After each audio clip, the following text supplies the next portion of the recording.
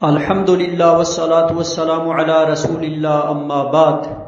انبیاء کرام اور رسولوں کے بعد تمام لوگوں میں سب سے افضل اور زیادہ مقام اور مرتبہ رکھنے والے سیدنا ابو بکر صدیق رضی اللہ عنہ ہیں۔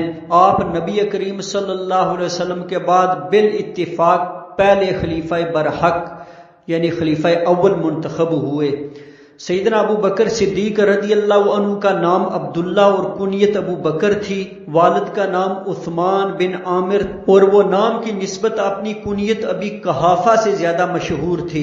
آپ کا تعلق قریش کے اعلیٰ خاندان سے تھا۔ قریش کے 10 معزز ترین گھرانوں میں سے ایک بنو تمیم بن مرہ سے آپ کا حسب و نسب ہے۔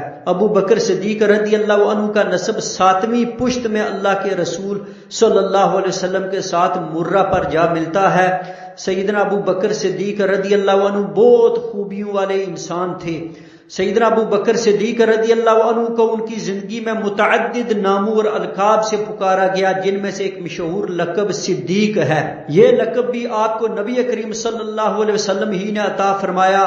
سیدنا انس بن مالک رضی اللہ عنہ فرماتے ہیں کہ ایک دفعہ نبی کریم صلی اللہ علیہ وسلم سیدنا ابو بکر، عمر اور عثمان رضی اللہ عنہم کے ہمراہ احد پہاڑ پر چڑھے تو وہ ہلنے لگا۔ رسول اکرم صلی اللہ علیہ وسلم نے ارشاد فرمایا، اثبت احد فانما علیک نبی و صدیق و شہیدان۔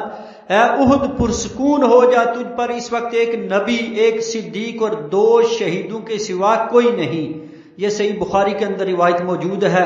سیدنا ابو بکر رضی اللہ عنہ کو صدیق کا لقب نبی کریم صلی اللہ علیہ وسلم کی باکثرت تصدیق کی وجہ سے دیا گیا۔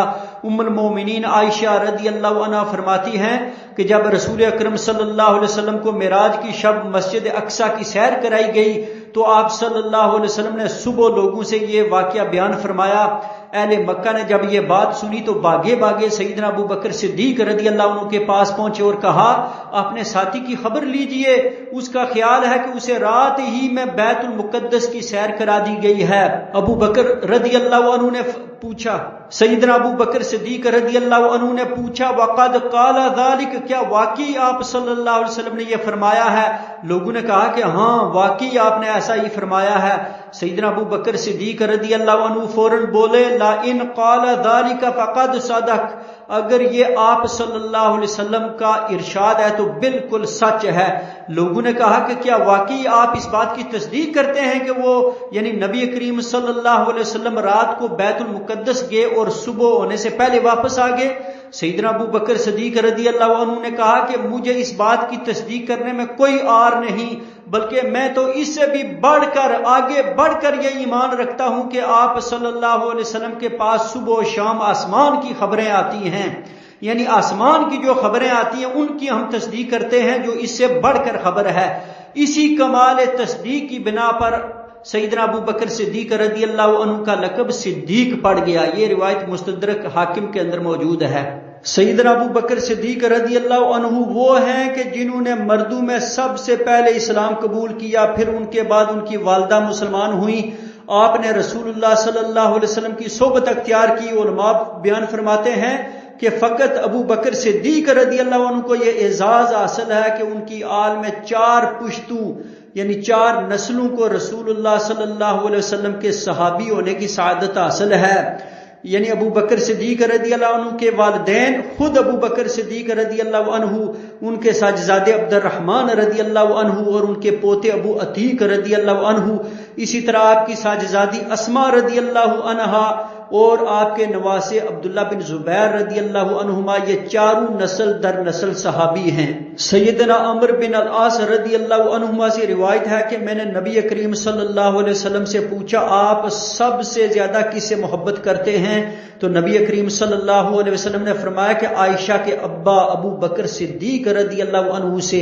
میں نے پوچھا ان کے بعد کس سے زیادہ محبت کرتے ہیں؟ تو آپ صلی اللہ علیہ وسلم نے فرمایا کہ عمر رضی اللہ عنہ سے۔ یہ حدیث صحیح بخاری اور صحیح مسلم کے اندر موجود ہے۔ اسی طرح محمد بن علی بن ابی طالب عرف محمد بن الحنفیہ رحمہ اللہ کہتے ہیں کہ میں نے اپنے ابا سیدنا علی رضی اللہ عنہ سے پوچھا کہ کہ نبی کریم صلی اللہ علیہ وسلم کے بعد کون سا آدمی سب سے بہتر اور افضل ہے؟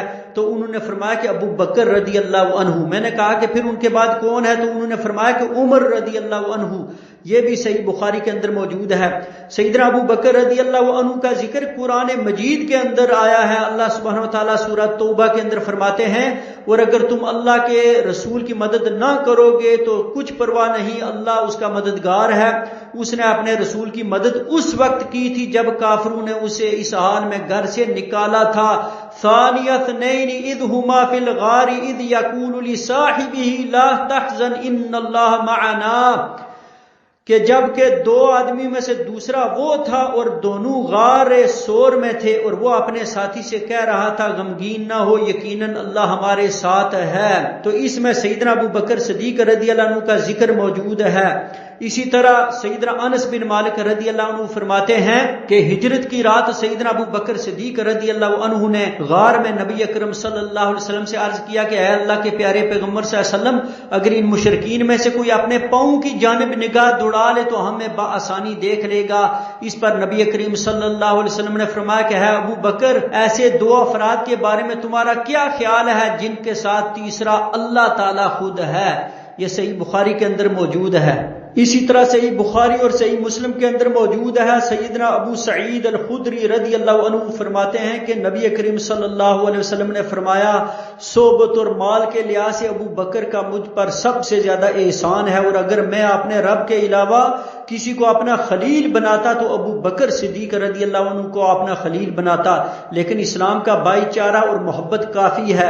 اور پھر فرمایا دیکھو مسجد نبوی کے تمام دروازے کھڑکیاں بند کر دو سوائے ابو بکر صدیق رضی اللہ عنہ کے دروازے کے، یعنی اس کو کھلا رہنے دو۔ یہ صحیح بخاری اور صحیح مسلم کے اندر موجود ہے۔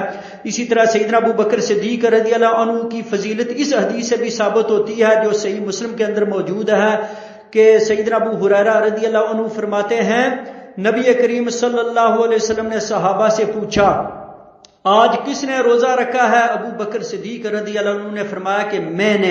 آپ صلی اللہ علیہ وسلم نے پوچھا آج کون جنازے کے ساتھ گیا تھا؟ ابو بکر صدیق رضی اللہ عنہ نے فرمایا کہ میں گیا تھا۔ نبی کریم صلی اللہ علیہ وسلم نے پوچھا کہ آج کس نے کسی مسکین کو کھانا کھلایا ہے؟ ابو بکر صدیق رضی اللہ عنہ نے فرمایا کہ میں نے۔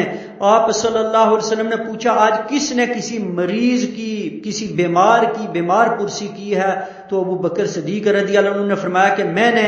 تو اس پر رسول اللہ صلی اللہ علیہ وسلم نے فرمایا کہ یہ تمام چیزیں کسی ایسے انسان میں جمع نہیں ہوتی الا دخل الجنہ، مگر یہ کہ وہ جنت میں داخل ہوگا۔ اسی طرح سیدنا ابو موسیٰ الاشعری رضی اللہ عنہ سے روایت ہے کہ نبی کریم صلی اللہ علیہ وسلم ایک باغ میں موجود تھے، ایک آدمی آیا اور اندر آنے کی اجازت مانگی۔ اس پر پیارے پیغمبر صلی اللہ علیہ وسلم نے فرمایا افتح لہ وبشرہ بالجنہ، اس کے لیے دروازہ کھول دو اور اسے جنت کی خوشخبری دو۔ اور یہ ابو بکر صدیق رضی اللہ عنہ تھے جو باغ میں داخل ہوئے تھے۔ یہ صحیح بخاری اور صحیح مسلم کے اندر موجود ہے۔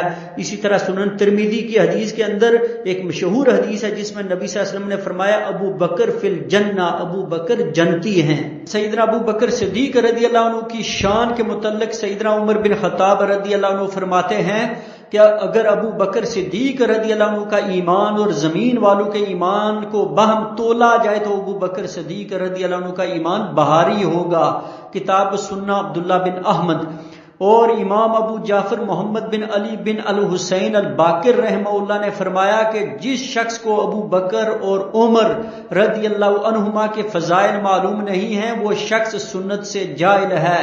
یہ امام آجری رحمہ اللہ نے کتاب الشریعہ کے اندر یہ روایت لائے ہیں۔ امام جعفر بن محمد صادق رحمہ اللہ فرماتے ہیں کہ اللہ اس شخص سے بری ہے جو شخص ابو بکر اور عمر رضی اللہ عنہما سے بری ہے۔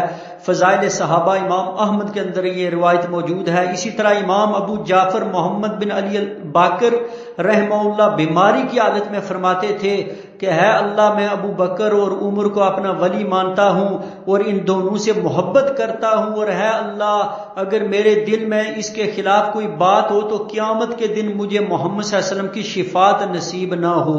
تاریخ دمشق وغیرہ کے اندر یہ باتیں موجود ہیں۔ امام ابو اسحاق رحمہ اللہ نے فرمایا کہ ابو بکر اور عمر رضی اللہ عنہما سے بغض کرنا کبیرہ گناہ ہے۔ کتاب فضائل صحابہ آئیے ہم بھی دعا کرتے ہیں کہ ہے اللہ ہمارے دلوں کو سیدنا ابو بکر صدیق رضی اللہ عنہ اور تمام صحابہ کرام رضی اللہ عنہم اجمعین کی محبت سے بھر دے اور اس محبت کو اور زیادہ کر دے. آمین. وآخر دعوانا ان الحمد للہ رب العالمین.